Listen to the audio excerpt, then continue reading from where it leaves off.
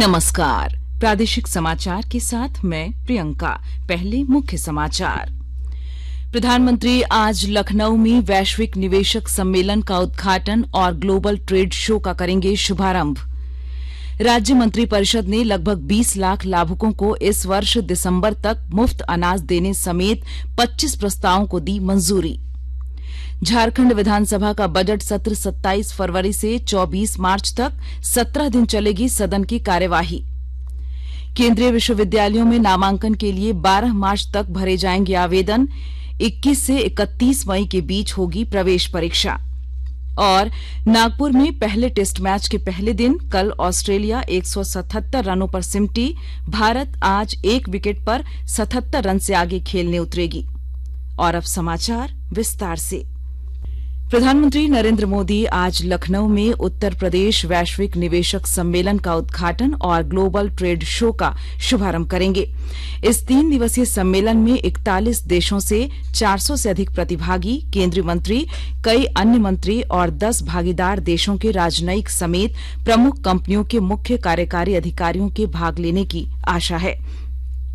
प्रधानमंत्री दोपहर में वंदे भारत रेलगाड़ियों को हरी झंडी दिखाने, अवसंरचना परियोजनाओं का शुभारंभ और दाऊदी बोहरा समुदाय के परिसर का उद्घाटन करने के लिए महाराष्ट्र जाएंगे। प्रधानमंत्री Santa cruise Chembur link road और कुराड़ अंडरपास परियोजना को भी राष्ट्र को समर्पित करेंगे। राज्य खाद्य सुरक्षा योजना के लगभग 20 लाख लाभुकों को इस वर्ष जनवरी से दिसंबर तक निःशुल्क खाद्यान्न मिलेगा। राज्य मंत्रिपरिषद की कल हुई बैठक में कुल 25 प्रस्तावों को मंजूरी दी गई। मंत्रिपरिषद ने सभी सरकारी नर्सिंग संस्थानों की प्रशिक्षु परिचारिकाओं को राज्य के अस्पतालों में 1 वर्ष के लिए बॉन्ड आधारित सेवाएं देने, कस्तूरबा गांधी आवासीय विद्यालयों के शिक्षकों एवं शिक्षकेतर कर्मियों के मानदेय में 20% वृद्धि, 20 सरकारी मॉडल विद्यालयों को आवासीय विद्यालयों में परिवर्तित करने, विधानसभा का बजट सत्र 27 फरवरी से आहूत करने और बाल विकास परियोजना पदाधिकारियों के स्वीकृत वेतनमान और ग्रेड पे में संशोधन जैसे महत्वपूर्ण प्रस्तावों को मंत्रिपरिषद द्वारा स्वीकृति दी गई। झारखंड विधानसभा का बजट सत्र 27 फरवरी से 24 मार्च तक चलेगा। इस दौरान 17 कार्य दिवस होंगे। 27 फरवरी को सत्र के पहले दिन सदन में राज्यपाल का अभिभाषण होगा। 28 फरवरी को राज्यपाल के अभिभाषण पर चर्चा होगी। 1 मार्च को वित्तीय वर्ष 2022-23 का दूसरा अनुपूरक बजट और 3 मार्च को वित्तीय वर्ष 2023-24 का बजट सदन में पेश किया जाएगा। 4 मार्च को बजट पर चर्चा होगी। 5 से 12 मार्च तक विधानसभा की कार्यवाही स्थगित रहेगी। इसके उपरांत 13 से 24 मार्च तक सदन चलेगा। इस बार शनिवार को भी सदन की कार्यवाही चलेगी। रामगढ़ विधानसभा उपचुनाव के लिए नामांकन पत्र वापस लेने का आज अंतिम दिन है। इधर जिला निर्वाचन पदाधिकारी सह उपायुक्त माधवी मिश्रा और पुलिस अधीक्षक पीयूष पांडे ने शांतिपूर्ण और निष्पक्ष मतदान को लेकर कई मतदान केंद्रों का निरीक्षण किया और वहां उपलब्ध मूलभूत सुविधाओं के साथ मतदान दलों और सुरक्षा बलों के ठहरने की पूरी जानकारी ली और संबंधित अधिकारियों को आवश्यक निर्देश दिए। राज्यसभा सांसद और राज्य के पूर्व मुख्यमंत्री शिबू सोरेन की तबीयत खराब होने पर रांची के एक निजी अस्पताल में भर्ती कराया गया है। मुख्यमंत्री हेमंत सोरेन ने कल अस्पताल जाकर उनके स्वास्थ्य और इलाज से संबंधित जानकारी चिकित्सकों से ली। लोहरदगा जिले में व्यवसायियों द्वारा राज्य कृषि उपज और पशुधन विपणन विधेयक 2022 का विरोध जारी है। और ब्यौरा दे रहे हैं हमारे लोहरदगा संवाददाता। लोहरदगा जिला में व्यापारी सरकार की नीति का विरोध कर रहे हैं। Lohardaga chamber of commerce and industries की अगुवाई में लोहरदगा जिला के व्यापारियों ने कृषि उपज एवं पशुधन विपणन विधेयक 2022 के विरोध में काला बिल्ला लगाकर व काला झंडा लगाकर विरोध प्रदर्शन किया। व्यापारियों ने कहा कि उक्त कानून का पालन करना बहुत ही जटिल व भयावह है, क्योंकि हम जैसे ही कृषि उपज या पशुधन 5 क्विंटल से ज्यादा की खरीद बिक्री करते हैं तो हमें बाजार समिति का लाइसेंस लेना अनिवार्य हो जाएगा एवं 2% कृषि कर देने के साथ ही विभिन्न अनुज्ञप्तियों को भी भरना होगा एवं इसे संभाल कर अपने पास रखना होगा। व्यापारियों का कहना है कि ये नियम व्यापारियों के हित में नहीं है और सरकार को इस पर पुनर्विचार करना चाहिए। गोपी कृष्ण कुंवर, आकाशवाणी समाचार, लोहरदगा। आकाशवाणी के ताजा तरीन समाचारों के लिए आप हमारी वेबसाइट newsonair.com पर लॉग ऑन कर सकते हैं। ताजा समाचार Twitter handle @AIR news alerts और Facebook page All India Radio news पर भी उपलब्ध है। आप प्रादेशिक समाचार एकांश के ट्विटर हैंडल @AIR न्यूज _ और फेसबुक, इंस्टाग्राम पेज तथा YouTube channel AIR news Ranchi पर भी हमारे बुलेटिन सुन सकते हैं। प्रादेशिक समाचार आप आकाशवाणी रांची से सुन रहे हैं। केंद्रीय विश्वविद्यालयों में नामांकन के लिए ऑनलाइन आवेदन 12 मार्च तक भरे जाएंगे। यूजीसी के अध्यक्ष एम जगदीश कुमार ने बताया कि केंद्रीय विश्वविद्यालय संयुक्त प्रवेश परीक्षा स्नातक के दूसरे चरण के लिए आवेदन की प्रक्रिया बीती रात से शुरू हो गई है। उन्होंने बताया कि प्रवेश परीक्षा 21 से 31 मई तक हिंदी और अंग्रेजी समेत 13 भाषाओं में आयोजित होगी। प्रवेश की सभी प्रक्रियाएं जुलाई तक पूरी कर ली जाएंगी और नया सत्र 1 अगस्त से शुरू होगा।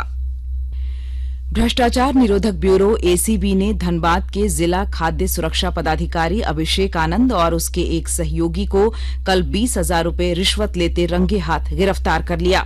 उन दोनों के खिलाफ एक व्यवसायी ने लाइसेंस रिन्यूअल के नाम पर 80,000 रूपये रिश्वत मांगे जाने की शिकायत एसीबी धनबाद के कार्यालय में दर्ज कराई थी। रांची जिले में फाइलेरिया नियंत्रण को लेकर मास ड्रग एडमिनिस्ट्रेशन कार्यक्रम आज से शुरू हो रहा है। 25 फरवरी तक चलने वाले इस अभियान के तहत लगभग 3,34,000 लोगों को फाइलेरिया रोधी अल्बेंडाजोल दवा की खुराक देने का लक्ष्य है। इसके लिए 470 बूथ बनाए गए हैं।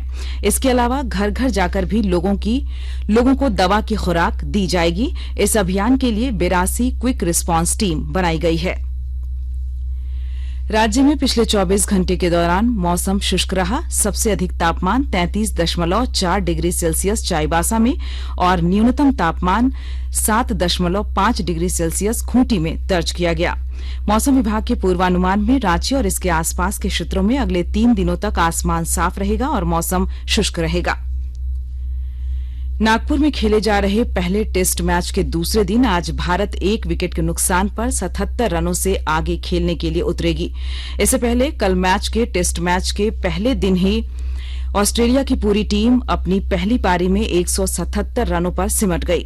भारत के लिए शानदार गेंदबाजी करते हुए रविंद्र जडेजा ने 5 और आर आश्विन ने 3 विकेट लिए, जबकि मोहम्मद शमी और मोहम्मद सिराज के खाते में 1-1 विकेट आया। और अब संक्षिप्त खबरें।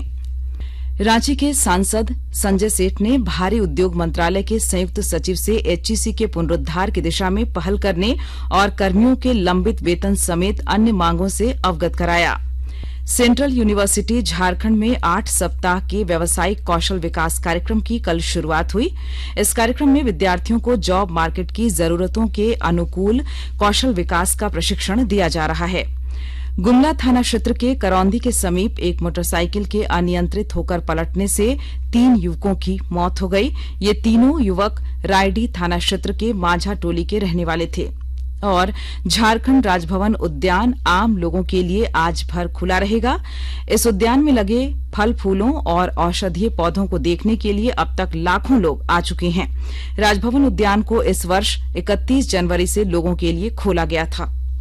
और अब अखबारों की सुर्खियां। रांची से प्रकाशित लगभग सभी अखबारों ने राज्यसभा में राष्ट्रपति के अभिभाषण पर प्रधानमंत्री नरेंद्र मोदी के संबोधन की खबर को पहले पन्ने पर प्रमुखता से प्रकाशित किया है। इसके अलावा प्रभात खबर की सुर्खी है, चाईबासा में नक्सली अपना अस्तित्व बचाने में जुटे हैं और हम झारखंड से उनके खात्मे के लिए कर रहे हैं आर पार की लड़ाई। दैनिक भास्कर ने लिखा है, झारखंड के 3/4 पेंशनर गायब। हिंदुस्तान ने प्रदेश के 20 लाख गरीबों को 1 साल मुफ्त अनाज देने संबंधी राज्य मंत्रिपरिषद के फैसले को सुर्खी बनाई है। दैनिक जागरण की सुर्खी है, कांग्रेस की 2 अन्य विधायकों को भी ईडी कर सकती है समन। अंग्रेजी अखबार द टाइम्स ऑफ इंडिया और हिंदुस्तान टाइम्स ने प्रधानमंत्री नरेंद्र मोदी द्वारा राज्यसभा को संबोधित करने की खबर को प्राथमिकता दी है। और अब अंत में मुख्य समाचार एक बार फिर। प्रधानमंत्री आज लखनऊ में वैश्विक निवेशक सम्मेलन का उद्घाटन और ग्लोबल ट्रेड शो का करेंगे शुभारंभ। राज्य मंत्रिपरिषद ने लगभग 20 लाख लाभुकों को इस वर्ष दिसंबर तक मुफ्त अनाज देने समेत 25 प्रस्तावों को दी मंजूरी। झारखंड विधानसभा का बजट सत्र 27 फरवरी से 24 मार्च तक 17 दिन चलेगी सदन की कार्यवाही। केंद्रीय विश्वविद्यालयों में नामांकन के लिए 12 मार्च तक भरे जाएंगे आवेदन। 21 से 31 मई के बीच होगी प्रवेश परीक्षा। और नागपुर में पहले टेस्ट मैच के पहले दिन कल ऑस्ट्रेलिया 177 रनों पर सिमटी। भारत आज 1 विकेट पर 77 रन से आगे खेलने उतरेगी। इसके साथ ही आकाशवाणी रांची से प्रादेशिक समाचार का ये बुलेटिन समाप्त हुआ। नमस्कार।